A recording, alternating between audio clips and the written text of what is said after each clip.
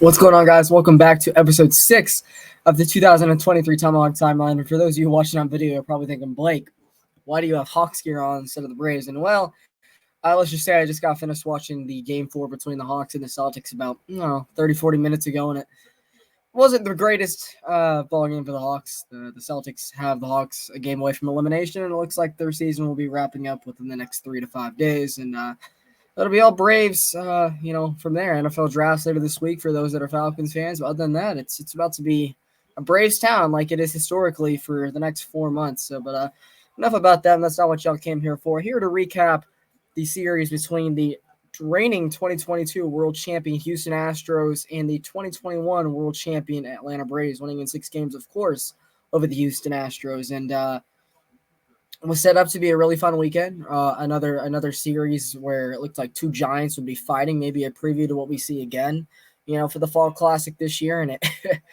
it didn't go great for the Braves. They finally had a little bit of get back on themselves after some of the good teams that they swept early in the season, like St. Louis. And one name for everybody, Yordan Alvarez. The Braves had avoided his wrath long enough over the last, 5 or 6 years, including in the World Series where he didn't really do a lot versus us, and the rematch series last year in August.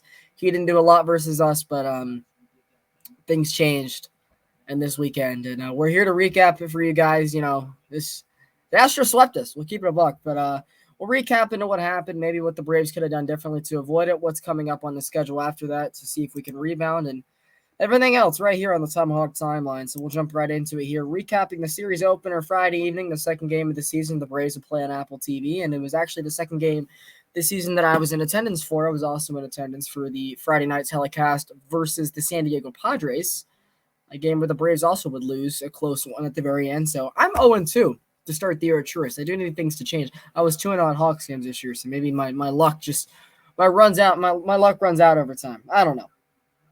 But recapping the series opener, of course, it was between Bryce Elder and Hunter Brown, 2 rookies. Bryce Elder and Hunter Brown both had some service time last year, but they're both still considered rookies as of the 2023 season. Recording this on April 23rd, 2023. And it was a great start for Bryce Elder once again. He had 3 straight really good starts to come off the, AAA opening day starter.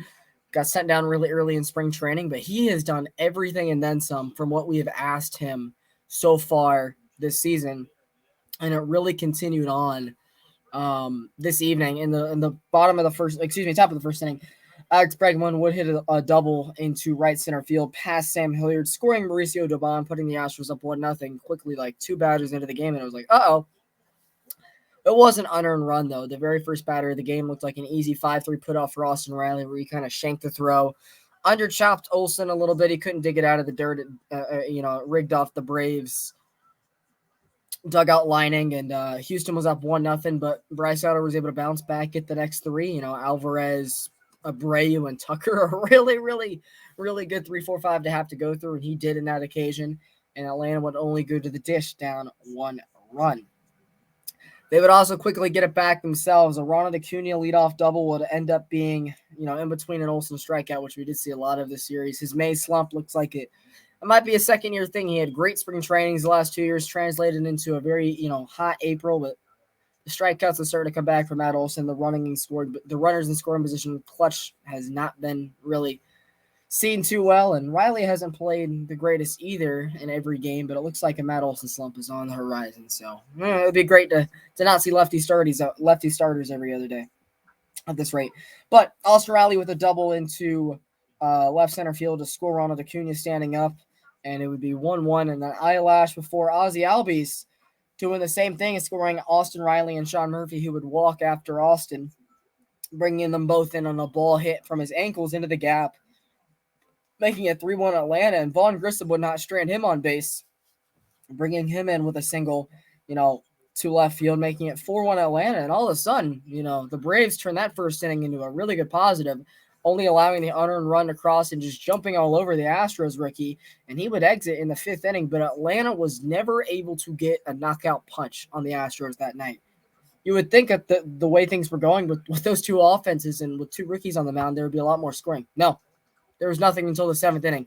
Bryce Elder went the 6 innings, only giving up that 1 unearned run. That was it. Hunter Brown went 5 innings and change, 4 innings and change, and their long relief kind of mopped some things up. The Braves only had 7 hits, after the great first inning. But the top of the 7th is where things went haywire. And it was Jesse Chavez who did the damage. And I love Jesse Chavez, right? And he had a great start to the season. He had 11 scoreless innings over 10 straight appearances, not giving up a run. It was bound to happen. And is Jesse Chavez a guy you want pitching in the 7th or 8th inning every night? No, absolutely not. You saw him get into a little bit of trouble in St. Louis with the really good lineups they had. And even in San Diego, he got a little lucky in the 2 outings he had out there. It was bound to happen. He wasn't going to have a 0 ERA, 0 whip, 0 FIP the whole season. That wasn't going to happen. And that night was the night that Houston jumped all over him. They had a lot of luck with him with his time. He's not in a Braves uniform when he played with, some of the clubs in the American League like the Angels. And the same case tonight. He faced 5 batters, didn't retire a single one, and the Astros would tie the game at 4 apiece with nobody out via a Yanier Diaz double. A lot of it was from the bottom of the lineup, but Jake Myers single dropping in front of Ronald Acuna Jr., and Mauricio Dubon doubling into left center field. So it was 4-4 with a guy at second. And Dylan Lee had to be called upon, who also has pitched great, hadn't given up a single run all season. As of today, I'm going to knock on wood for those that are listening, because I don't want to jinx him too. It is eventually going to happen, but he didn't pitch another outing on Saturday night or this afternoon, Sunday. He would come in, see Yordan Alvarez, get him to pop up, get Jose Abreu to strike out, and then he would get Kyle Tucker to have a can of corn hit out to Sam Hilliard. A 1-2-3 to keep the game tied. And I was like, you know what? The Braves might have something brewing, and they can find a way. There's been a couple times this season where the Braves have lost the lead late, but were not able. They lost the lead, but they didn't give it up, where they were still able to keep the game tied and find a way to win. You saw that in the Kansas City and Cincinnati week. Wasn't the case tonight. They ran into Ryan Stanek, Brian Abreu. They got a couple timely double plays via the hits the Braves did have in the 7th and the 8th inning. And it would lead to a showdown in the top of the 9th inning where Mauricio Dubon would hit a 1-out single, bringing up Alex Bregman. And of course, AJ Minter was in for the hold. And he would get Alex Bregman to strike out, not advancing Dubon. So a big second out, but it brought up Yordan Alvarez. So I mentioned at the beginning of the show, a guy who I was at the game that night with my good friend Sam, if he's listening, and my dad, my friend Sam is a big Astros and a big Braves fan, so he knows all about Yordan Alvarez. My dad, who's not as big of a fan as he used to be, knew of the guy but didn't know of how good he was. And Yordan Alvarez is one of my favorite players in the league. The 159 games he's going to play a season not facing the Braves, I'm going to cheer for the dude. He is so fun to watch. He's on pace to beat David Ortiz, like what Jeff Francoeur said this afternoon. But, man, he is so tough to get out. Lefty-lefty, righty-lefty, contact hitter, power hitter. He is an all-around horse. And in this bat alone, AJ Minter had him 1-2, throwing a bunch of cutters and changeups outside, and Yordan was fighting it off.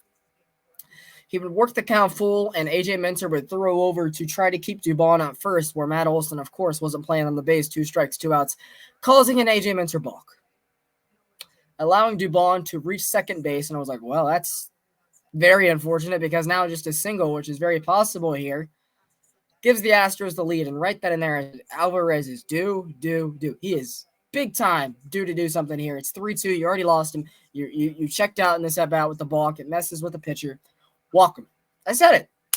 And that very pitch, AJ threw his 5th or 6th cutter in a row in that sequence, and Yordan did not miss a stitch of that baseball. Lefty. I don't know exactly how far it's hit. I'll try to pull it up here in a second. Hitting it way over the Braves bullpen, and I could literally just sit there and say, bye-bye, baseball. You could see it off the bat. And it was hit 405 at an exit velocity of 105.5 miles an hour, a launch angle of 33 degrees, giving the Astros a 6-4 lead. Very tough to see, because the Braves had that game in hand for quite a while. They just couldn't get the knockout punch. It was just as simple as it is. Presley came in, and Acuna would get on base. Or no, it wasn't Acuna. It was Acuna would swing at ball 4. Austin Riley would swing up ball 4. I want to say it was Sam Hilliard maybe to get on to start that 9th inning. And Matt Olson, I knew the Chop House was calling his name, but it was not to be. He would fly out to center field, and the Astros would come from behind on Apple TV and win the series opener by a final score of 6-4, and that game hurt, dropping the Braves to 14-6. They had lost back-to-back games, and ironically, Azuna wasn't in the starting lineup for either of them. Not to say there was any coincidence, but just to throw some stats at you while I pull up the second game, which was thrown between Framber Valdez, who is a stud in his own right, and Kyle Wright, and his third game back from rehab, still in his extended spring training, as a lot of people have called it.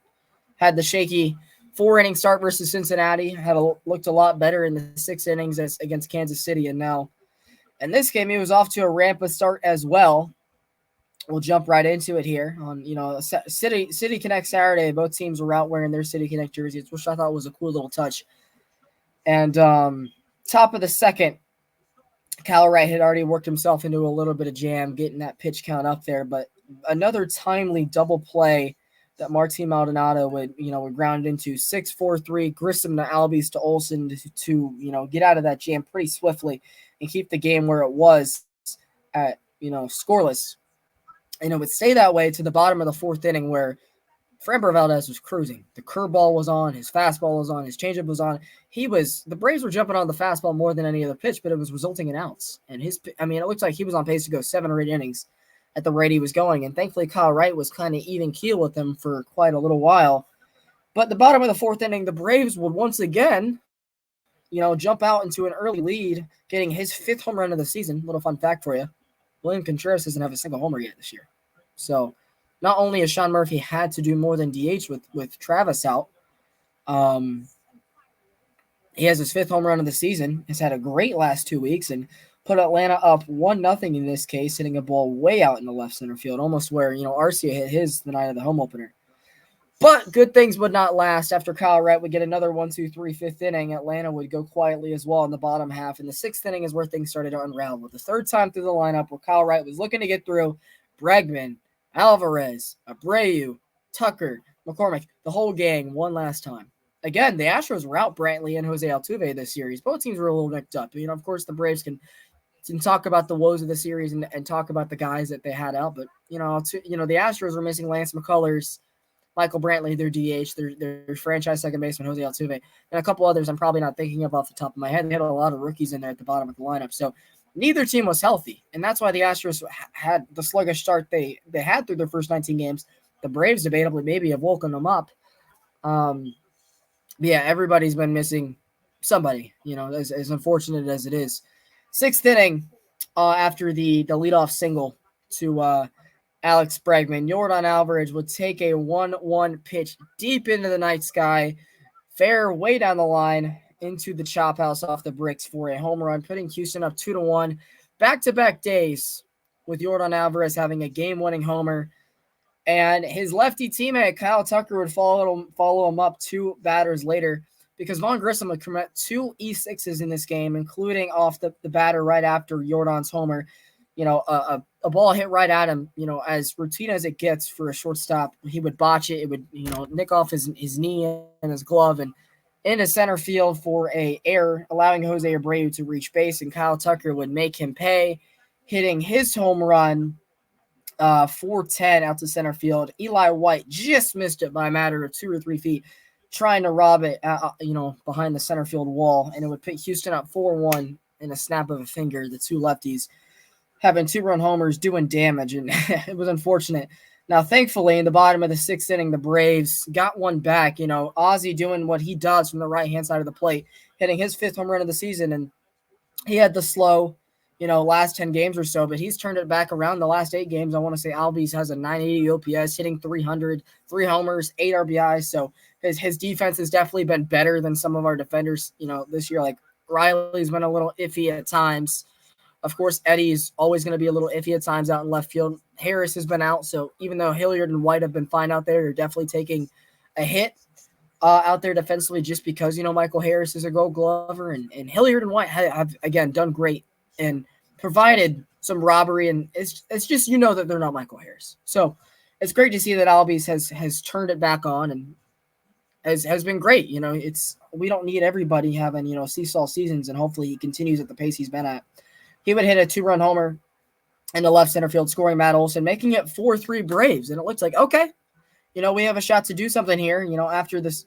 After Kyle Wright was yanked in the sixth inning, Michael Tonkin came in and has done what he's done great all season. Has gotten guys out and has been great in long relief, getting 2 scoreless innings for the Braves, sending it to the stretch. Still only a 4-3 Houston lead, but Atlanta would not muster up anything in the bottom of the 7th. And it's almost like Snit punted this game away just because he threw out Kirby Yates and Joey Jimenez for the 8th and the 9th innings, respectively. And we've seen how they've pitched so far this year and their high leverage situations. It hasn't been pretty. Do I think one of them can turn it on? And some of the analytics say that they can. Sure. But as of right now, Kirby Yates and Joey Jimenez, even with the guys you have out, cannot be getting the 7th and the 8th innings every single night. It just shows you how banged up a bullpen can be when you're only down 2 or 3 pieces like the Braves are in Iglesias and McHugh. And, AJ Minter has had the rough series as we spoke about earlier. Jesse Chavez got his first dinged up night, and just the struggles continued for Joe and Kirby. Kirby's was a rough one because he had, a long flyout, and he retired the first 2 in the inning, but gave up a 2-out single to Jeremy Pena, who didn't have the greatest series, but was clutch when productive. He would allow him to steal second with 2 strikes, and Corey Julks, the rookie, who seems like he's going to be a pretty good player in the future, would rip one over the head of Vaughn Grissom into left center field, scoring Jeremy Pena really easily, and it made it 5-3 Houston. And that one hurt a lot just because he was 1 strike away in multiple occasions, and he let a guy get on, take a base, and all of a sudden a little bloop ball over the head of your shortstop, and you're down another run. And you just can't afford to give Houston too much insurance, because the same thing would happen in the 9th inning. To speak of which, Jeremy Pena got on via a bunt, and thankfully Kirby Yates didn't throw it down the right field line like he did on the night of the home opener, when Jose Azucar did the same thing. But still just another thing that's avoidable. And I know Kirby Yates is bugging himself from the last couple outings. He's only had 2 scoreless appearances so far this year, and neither of them were high leverage. Maybe the one versus Cincinnati, but not a lot other, the one I'm thinking of. But the dude is also 36 years old. So got to take it with a grain of salt. Jose Abreu would line in Mauricio Dubon, advancing Yordan Alvarez in the top of the 9th inning with 2 outs. So another 2-out magic, something Houston had this weekend. Atlanta did not. Atlanta was 5-51 with runners in scoring position this weekend. So not only did the bullpen finally come back to bite them, insurance didn't help them out. The Atlanta bullpen pretty much had to be perfect this weekend against Houston, and facing the Astros, that's almost an impossible task. Were they bad? Yes, but the offense could have at least given them a little bit of leeway, and if they did that, the Braves definitely at least win a game this series. They wouldn't have been swept, but, it would be a quiet 9th inning for Atlanta. They would lose this one by a final score of 6-3, and Houston would go for the sweep earlier this afternoon in a game pitched between Max Fried and Christian Javier.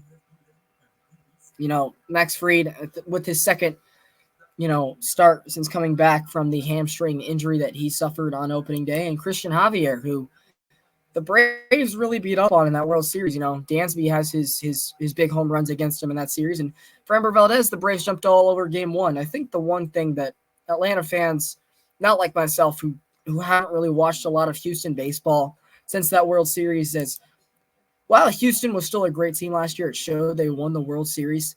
Since the 2021 matchup, where a lot of us fans knew that the Braves probably had it, after getting past LA, we kind of had a feeling, and we had a great hunch that there wasn't a lot going to stop Braves.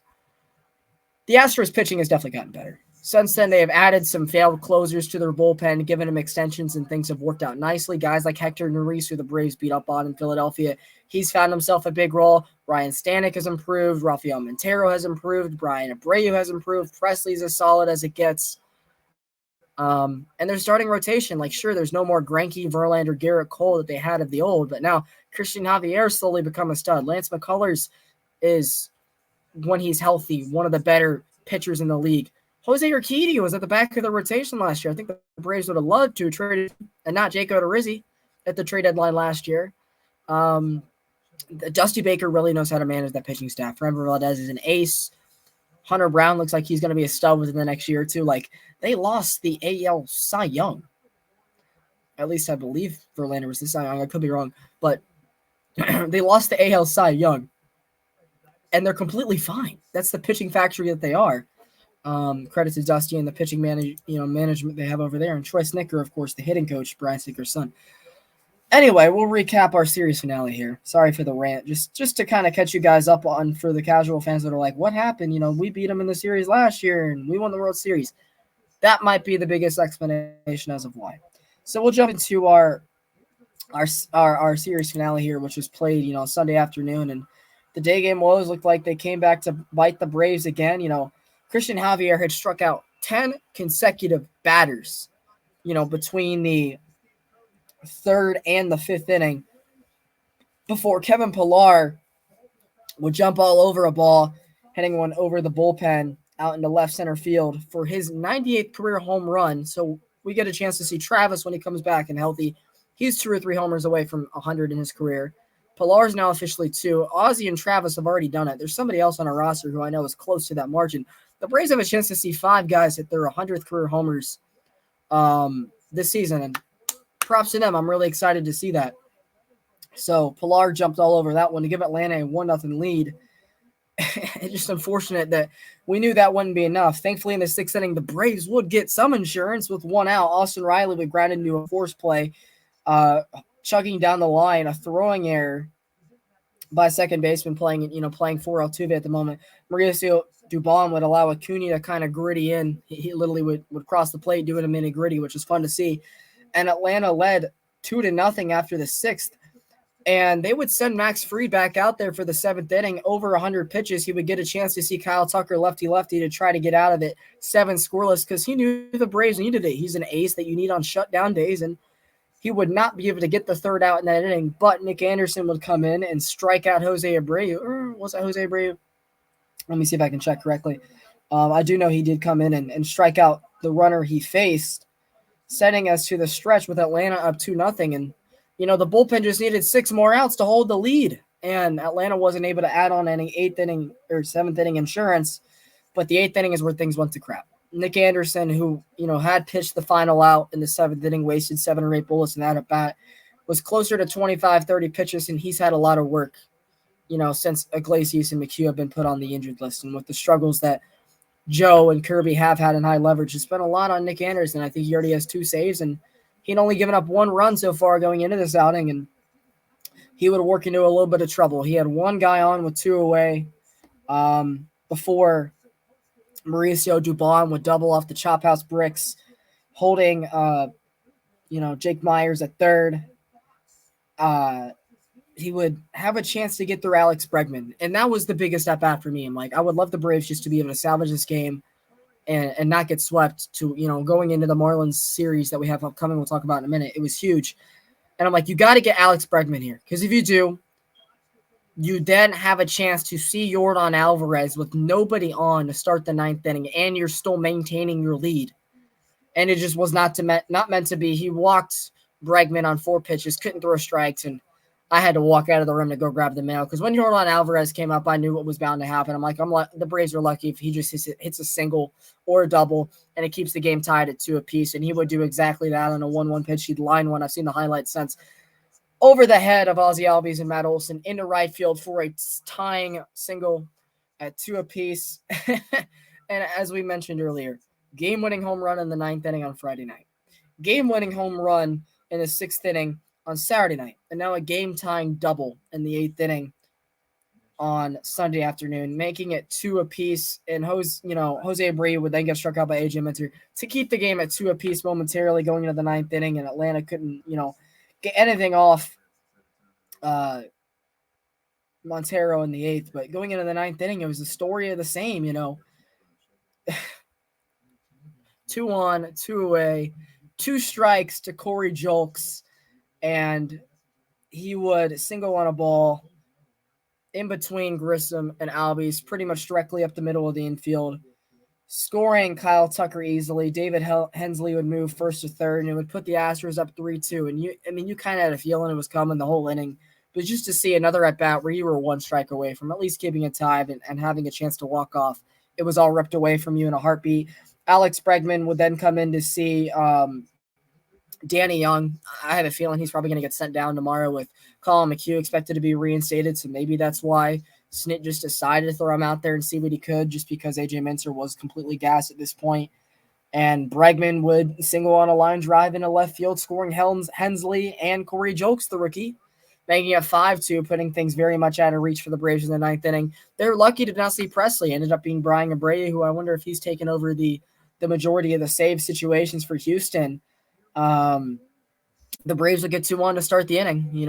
Austin Riley and Ozzie Albies would reach via a single and a hit by pitch. And hey, if it wasn't, if the Braves were able to get that final out on Corey Jolks, it would make things a lot more interesting, but it just wasn't meant to be.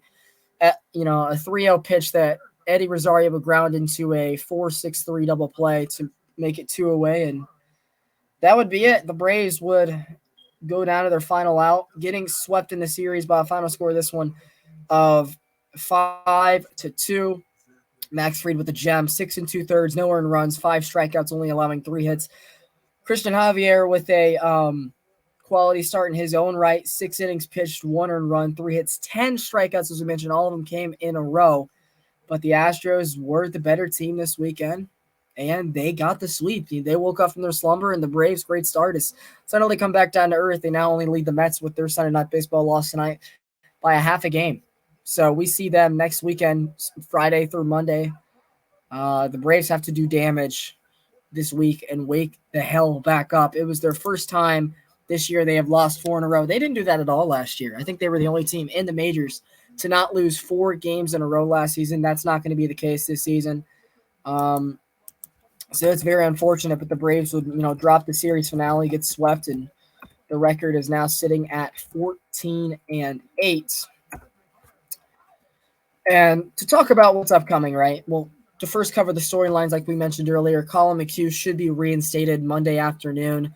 They'll probably end up setting Danny Young back down. He was okay in the outings he had. Did give up the 2 runs on AJ Minter's line, but did come in and was not able to keep Houston where they were today after AJ Minter did, officially blow the lead. We did also get promising news this week on the Raisel Iglesias and Michael Harris front from David O'Brien and Mark Bowman. It seems like Michael Harris is finally in the cage, swinging the bat, taking a little bit more of, fly balls in the outfield than he was a week ago. So it looks like by the time the calendar turns to May, maybe they'll each have a little bit of a rehab in Rome and Gwinnett.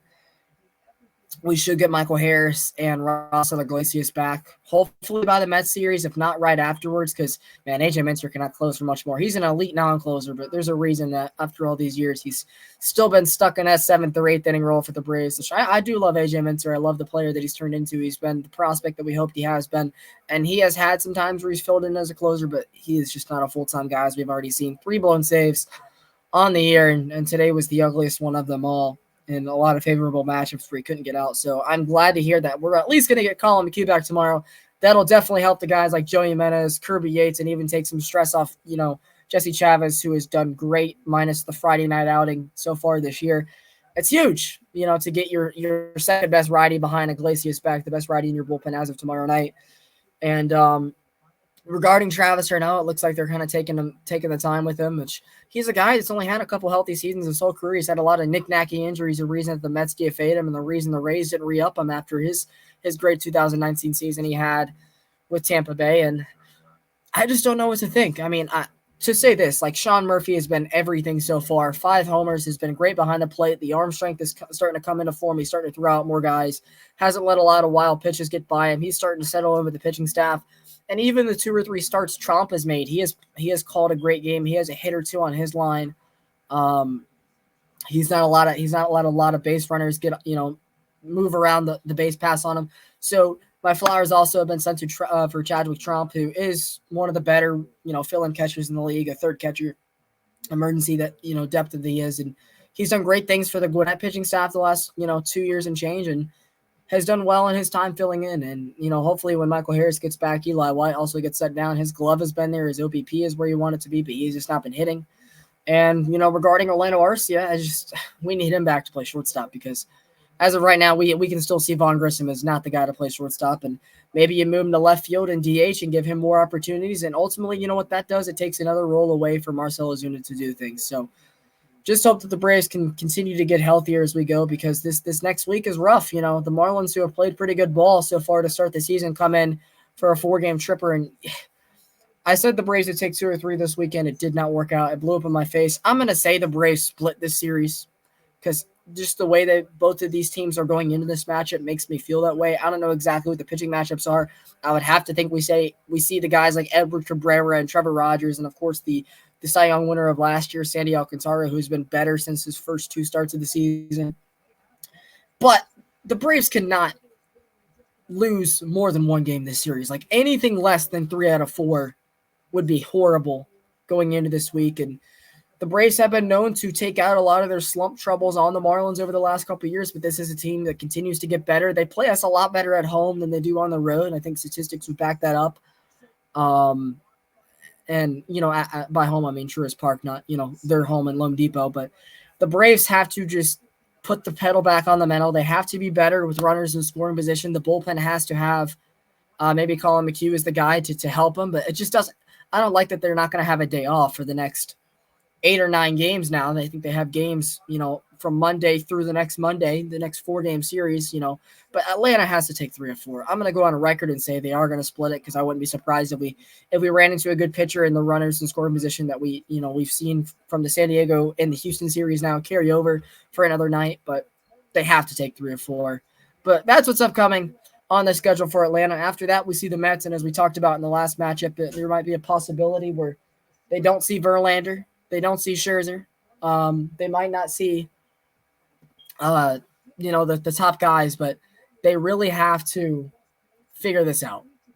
And as of right now, they're 14-8. I will still take that start over the previous years, but it's just not been the prettiest last couple of weeks after the high that we were on, sweeping St. Louis and then, winning the home opener. The rest of the series didn't go well, but then turning around a 6-0 week, getting the get back in San Diego. We did lose the season series to them 4-7, but getting the get back, winning 2 or 3 in San Diego.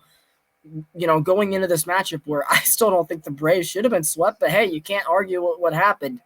What happened is what happened. We got to move on, and that's ultimately what we're trying to do here on the Tomahawk Timeline. So yeah, I appreciate you guys listening. I know that the episodes have run a little long. If you guys do want me to try to shorten up some of these things, please let me know. I'll do my best, and I do appreciate those of you that are listening, whether it's via the Spotify and Apple Podcast link, whether it's via my own YouTube channel, via my Twitter, via my the Hardcore Sports Network partnership that I have it on. I really I thank you guys for listening. And again, if you want to follow me on Twitter for in-game Braves tweets, in-game Hawks tweets, which there might not be many more left. They might only have a game or maybe 2 games at max left in the season, or the Falcons draft and, upcoming summer moves that are going to be happening within this next week.